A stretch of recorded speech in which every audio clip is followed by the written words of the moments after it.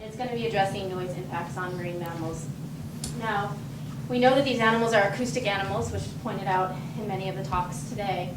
An introduction of human-produced noise into the environment is going to interfere with the calls that these animals are making. And John pointed out some of those threats, which range from injury all the way out to behavioral changes to these animals.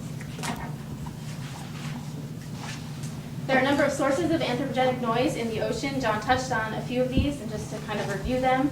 Commercial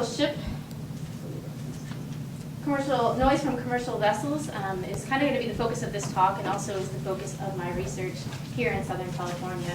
Most of that noise is low frequency. It's a continuous sound, which means it's just a byproduct of their standard operations as these ships are moving through the water.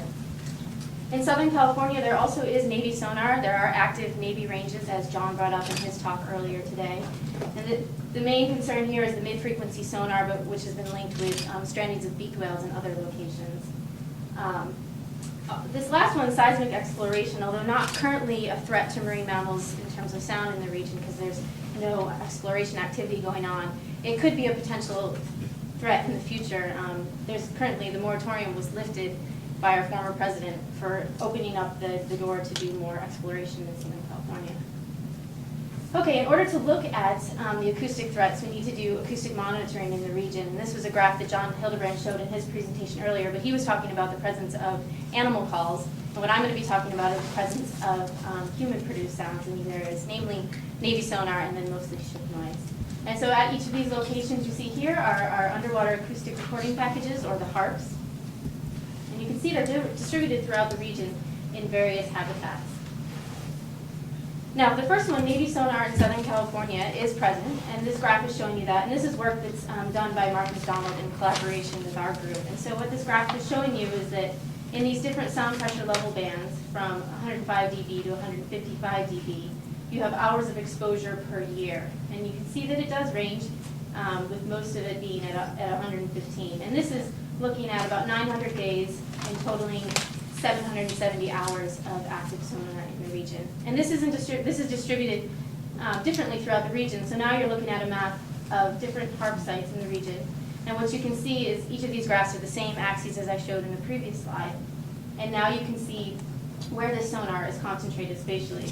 And so we have a lot of sonar going on in this activity, which is the same area that is off of San Clemente Island that John showed plots of sightings of these animals. But also, if you remember back to John Hildebrand's presentation, we also do get a lot of animal calls at these sites. So there's clearly an overlap in the presence of these animals and active Navy sonar. Now the next question is, which is an active research, is what's happening when the sonar is going on and the animals are in the area. Are they habituated to this, or are they temporarily leaving the area?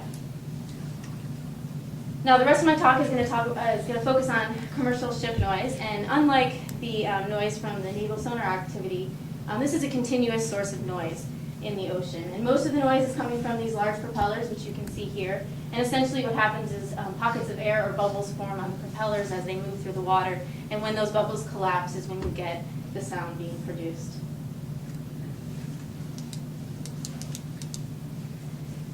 Now ship noise, this is showing you a picture in the Santa Barbara Channel, and this is a 24-hour time period here, and this is a spectrogram, so those of you not familiar with looking at these graphs, it's basically a picture of the sound. And we have frequency here on the y-axis, where it's 0 up to about 60 kilohertz. And you can see the color represents the relative intensity of that acoustic energy. And you can see these spikes in energy of ships as they're traveling through. And you can see that there is this frequency overlap with dolphin whistles, so the potential for interference. But most of the shipping noise is concentrated down here in this lower band here, which if I zoom in, and now we're just looking up to a kilohertz or 1,000 hertz on this graph here in 6 hours of time, you can see that as ships going by, most of the energy is focused down here in this band. And that band happens to be the same band that both blue and fin whale calls are, where these animals are making their calls. And so they're trying to communicate in this very noisy environment. In fact, if we zoom into this area right here where there's not a local ship present, we can see that there's actually animals calling in this environment. These are the characteristic blue whale bee calls, which John talked about earlier, are associated with mating. And there's a number of animals calling here. There's one animal, a more distant animal here. And so you can see that when a ship is present, you won't even be able to detect those calls. And so it kind of gives you a picture of what's going on in this region. Now, important to understanding the level of noise threat from commercial vessels, it's important to understand the amount of ship traffic in the area, because that's going to directly relate to the threat. And so this is a map of AIS data, basically ship track data in the Santa Barbara Channel and the Northern Channel Islands. Most of the traffic is concentrated in the north and southbound lanes, which are coming from the busy ports of LA Long Beach.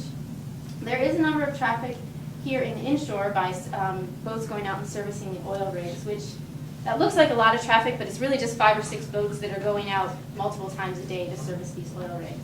I'm not really going to talk about that source of noise in there. There's also a number of ships that do travel south of the islands. Most of these are tankers, but as I'll get to in the end of the presentation, there's been a recent shift in some of the traffic patterns in the area.